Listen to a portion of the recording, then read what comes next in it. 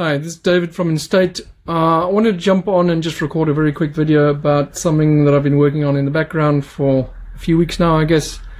Built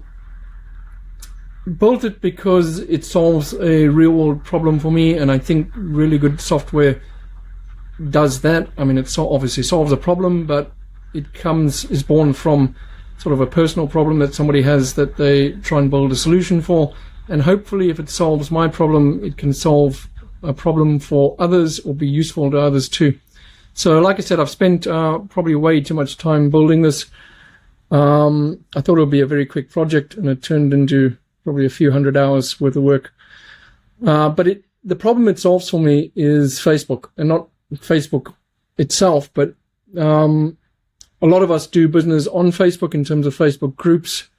The issue for me is I just don't have the time, probably for the last year, to be on Facebook just monitoring groups and having conversations, even though I'd love to, because I think it's a great way to give back to communities and to be involved. I'm just too busy doing other stuff in the business. So what I wanted to do was find a way to stay connected to the groups for relevant content that is of interest to me. So Facebook, we all know, I mean, it's a great place to do business, but there's so much trash that comes up on it. And so what I built is a software I'm calling GroupScoop, and it's pretty simple, but was pretty complex to get working the way I needed to. Basically, it allows you to put your monitored groups in, Facebook groups, put a keyword in. So my keyword for my business for InState is obviously SMS. I want to see who's talking about SMS and in what context, and whether I can be helpful. And then it's got a pipeline, which is basically where you manage the posts that it matches and saves for you. But I'll show you how it works. It's got a Chrome extension. So basically, it's going to sync the keyword with the Chrome extension and the groups. And if I click Scan Group Now, it's going to open up this tab, which it keeps pinned there for me. And it'll go straight to the group. It's going to toggle this most recent filter, and it's going to start scanning through the posts, the most recent posts in the group with that keyword. Now, obviously, you're still using Facebook's algorithm in terms of what it comes up with. But if you're running this every 2 hours, every hour, whatever, it's going to essentially catch just about everything with that keyword in it. And you'll see there it's basically matching, or it's detecting the posts. It's also going to expand the post if it's truncated, if it's got a see more link in it. If it's a long post, it's going to expand that so you can see all the text, or it can see all the text. And then it's going to match the post with your keyword. And there you'll see it should be almost done. It usually gets about 19, 20 posts. And then it's got 15 matches, and it'll actually show you exactly which posts have been matched. So once it's done that, essentially when you go to the pipeline, it's going to put all those posts into the pipeline into a pending status. So you can then go through the posts and read about what they are, whether they are highly relevant to your business or your interest or not.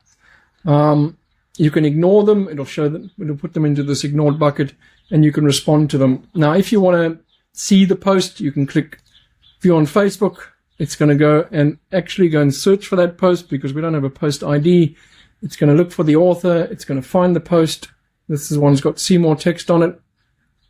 It's expanded it, and it's found the post, and it's going to even open the post up so you can go and read the comments and see what it's about. But more than that, if you go to the pipeline, you can then go add response. Sorry, I don't have a useful response, but just for the purpose of this video, apologize to the author. I'm just going to say following. By default, it's going to send a friend request, but you can uncheck this, and then you can automate the post response. So if I click on this now, you'll see it's going to go navigate back to Facebook. It's going to connect. It's going to look for the author. It's going to send the author a friend request. It's going to go and find the post. exactly the same way as we did before when we just wanted to view it. But now it's going to like the post, and it's going to go and put the comment in. Now you can template comments as well. I don't suggest you just put random templates in. You want to obviously offer value if you're commenting on posts. And there we go. You'll see it's liked, commented, and friend requested. And in my dashboard, it's now told me the automation is complete and it's done all those things. So pretty easy because I don't have to go back to Facebook. I can actually do everything off the dashboard. And like I said, it's probably was a little bit trickier to get it all working the way I needed to, just because it's Facebook and they've got very complicated DOM structures and anti-bot structures and things to get around. This works totally in the background as well, which was quite a tricky thing to do, to keep that tab alive when you're running the automation, even if you're doing something else on your computer. So yeah, found it really, really useful. Saves me a bunch of time and having to go to Facebook and get caught doom scrolling, and sort of 40 minutes later you've lost a bunch of time because you just went down a rabbit hole. It's highly targeted. There's lots of use cases for it. Obviously, if you're a business coach or a coach of any sort, or you're a solopreneur that does a lot of business in Facebook groups or engages a lot in Facebook groups, if you have a Facebook group, if you're an admin in a Facebook group and you want to monitor certain keywords, reputation management. I work with a very big government agency that essentially has a whole social media department that looks through Facebook community groups across the entire city, and obviously they get talked about a lot, so they want to see what's coming up. So there's lots of different use cases for this. Hopefully it's as useful as I think it is. It's useful to me, so hopefully it's useful to other people. We've got a beta testers section page which I've just launched. I think we're at a point now where we can get some testing done. You can download the Chrome extension directly from this page and save it locally on your machine. We have submitted it to the Chrome store. It's probably going to take a few days, weeks to get it approved, if we can get it approved. And there's a quick start guide which will show you how to just set up the basics.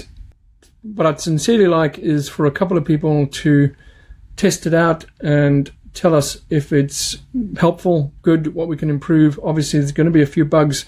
We've got a report a bug feature here, so you can actually report the bug, put a screenshot on it, send it directly to us, and we can then improve it and fix it as we go.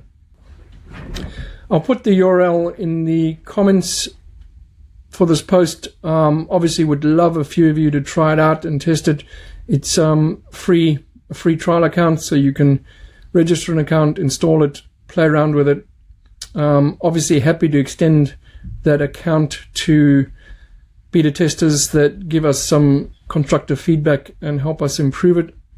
And like I said, hopefully it's useful and as useful to other people as what it is to me at the moment.